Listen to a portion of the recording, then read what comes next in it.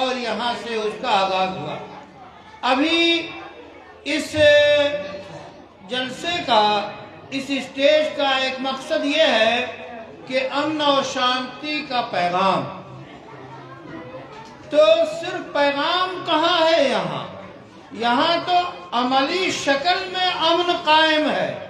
ہمارے ہندو بھائی، مختلف قسم کے لوگ یہاں ایک ساتھ بیٹھے ہوئے ہیں، اسی کا نام امن ہے، اور ایسی امن کی ساتیں اور گھڑیاں ہم گزار رہے ہیں کہ ہم شکر ادا کرتے ہیں اپنے مالک کا۔ لیکن ضرورت اس بات کی ہے کہ یہ چہار دیواری میں جو یہ امن قائم ہے، یہ امن جو ہے پورے بہار میں قائم ہو، یہ امن جو ہے پورے ہندوستان میں قائم ہو، یہ امن جو ہے پورے عالم میں قائم ہو، پورے ورلڈ میں قائم ہو۔ اس کی کوشش کی ضرورت ہے۔